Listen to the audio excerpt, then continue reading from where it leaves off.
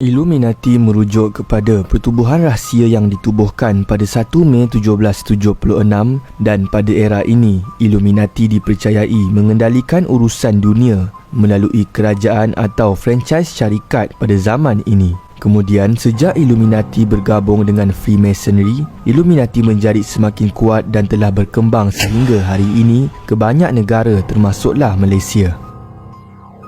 Di sini admin senaraikan 5 teori konspirasi Illuminati di Malaysia yang ramai tidak sangka.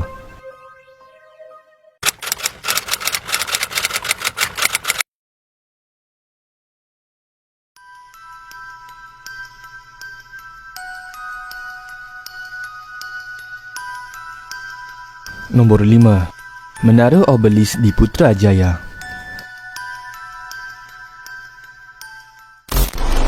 Symbol, but instead we have this bizarre and enormous Egyptian obelisk that has become the symbol of George Washington and America. And I have news for you that this Egyptian obelisk, this Washington monument, is really dedicated to the Illuminati, to the secret establishment. This is a symbol of their power, of their dominance. Obelisk iaitu satu monumen yang berasaskan dari Sun Pillar atau dikenali sebagai Cleopatra Needle.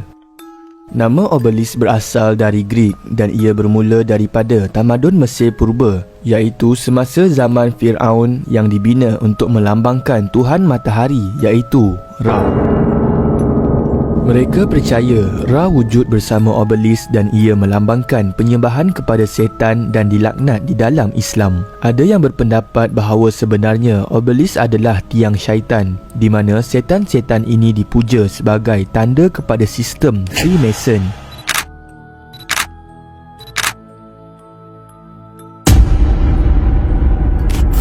Terdapat banyak tiang obelisk ini di seluruh dunia seperti di Paris, United Kingdom, Amerika, Turki, Singapura dan Indonesia. Dikatakan bahawa di Presin 2 Putrajaya terdapat binaan seperti obelisk ini, iaitu Monumen Alaf Baru yang merupakan monumen negara pertama dibina khas untuk wilayah Putrajaya. Dan di bawah monumen ini telah ditanam kapsul masa oleh Tun Dr. Mahathir.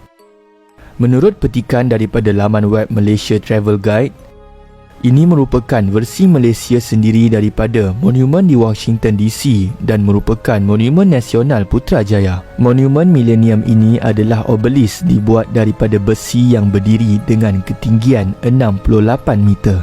Menurut beberapa pendapat netizen, ada yang mengatakan bahawa obelisk yang berkaitan dengan Freemason adalah berbentuk piramid di puncaknya, sedangkan metal obelisk di Putrajaya adalah bulat. Namun, ada juga yang berkata bahawa bulat atau petak tidak menjadi persoalan dan yang harus difikirkan adalah setiap yang dicipta pasti ada tujuannya. Membina obelisk memerlukan kos yang tinggi dan apakah manfaatnya obelisk ini dicipta di Putrajaya?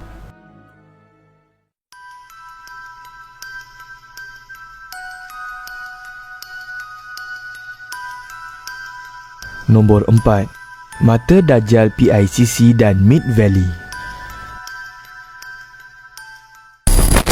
Pada 15 Oktober 2020, seorang YouTuber yang digelar Prince Mid, Hey, what's up you guys, Prince Mid here. Assalamualaikum semua orang, how's everybody doing today? telah memuat naik sebuah video di YouTube mengenai teori konspirasi Illuminati yang ada di Malaysia.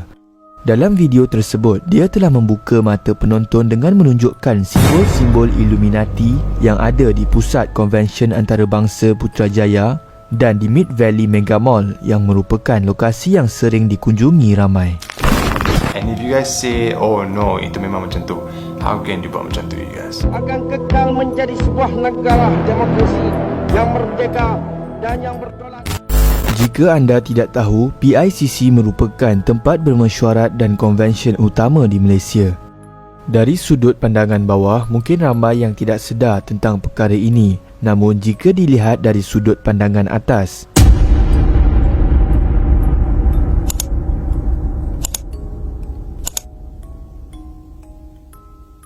Bangunan PICC dapat dilihat seakan-akan menyerupai Masonic Eye atau The Eye of Horus, yang merupakan simbol kepada mata Tuhan Freemason. Simbol ini dikatakan bermaksud yang Tuhan sentiasa memerhati dan akan kekal selamanya. Namun, terdapat video di YouTube mengatakan reka bentuk ini sebenarnya adalah berdasarkan pending tradisional Melayu, iaitu digunakan sebagai kepala tali pinggang yang dipakai sebagai aksesori. Namun, ada yang mengatakan itu mungkin cara mereka untuk mengelirukan masyarakat. Seterusnya, Mid Valley Mega Mall. You guys know Mid Valley Mega Mall yang kat KL tu kan? Mall ini terletak di pintu masuk Petaling Jaya dan Kuala Lumpur, dan ia telah dibuka pada tahun 1999 dan sehingga kini Mid Valley sering menjadi antara tempat tumpuan ramai. Sama seperti di PICC, jika dilihat dari atas menggunakan Google Maps, kita dapat lihat bahawa kawasan Mid Valley itu seakan-akan menyerupai The Eye of Horus ataupun diketahui sebagai Mata Dajjal.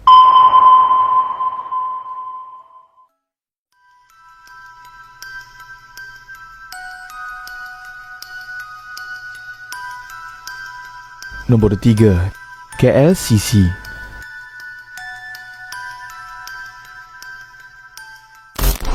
Menara berkembar Petronas yang lebih dikenali sebagai KLCC telah direka oleh seorang rakyat Argentina yang bernama Cesar Pelli. Bangunan yang menjadi mercu tanda negara Malaysia itu telah mula dibina pada tahun 1992 dan siap pada tahun 1998. KLCC kemudiannya telah dibuka secara rasmi pada tahun 1999 ketika zaman pemerintahan Tun Dr. Mahathir. Menurut beberapa artikel, ada yang menyamakan reka bentuk bangunan KLCC seperti sebuah master's carpet milik Freemason.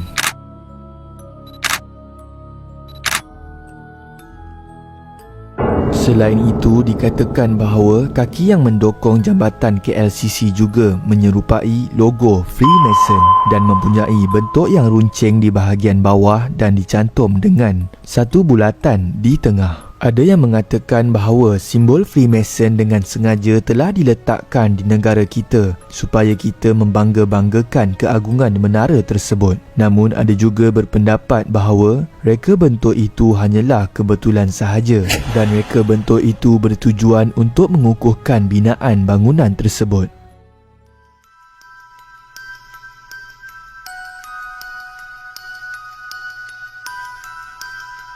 Nombor 2, Wang Ringgit Malaysia.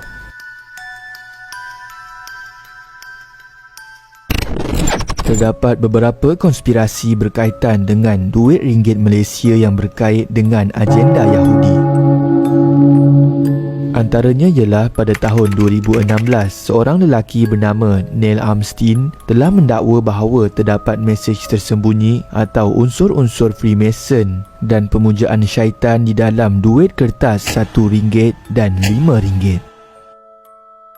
Menurut Neil, mesej tersembunyi tersebut ada pada wang kertas ciptaan Roth, iaitu seorang penyembah syaitan. Roth merujuk kepada anak sumbang keturunan Namrud yang telah melakukan perbuatan sumbang mahram kerana Namrud telah berkahwin dengan ibunya sendiri. Kesemua keturunan Rothschild adalah anak sumbang mahram dan mempunyai gelaran Rothschild yang ditambahkan pada akhir nama mereka. Contohnya Jacob Rothschild, Baron Rothschild dan lain-lain. Apabila dua keping wang kertas RM5 disatukan secara bertentangan, simbol iblis atau syaitan dapat dilihat dengan jelas. Daripada seekor burung kenyalang yang biasa terus bertukar menjadi seekor kambing dengan tanduk yang tajam. Imej yang terbentuk memang serupa dengan lambang syaitan. Baphomet, nama dia Baphomet. Okey, kita cantumkan dua-dua ni.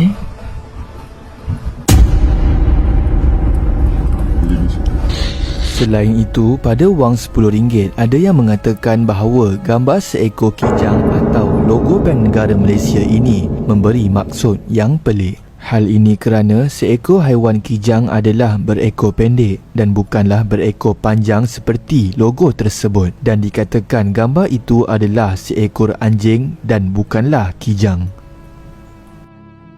Kita dapat melihat perbezaan kijang yang digunakan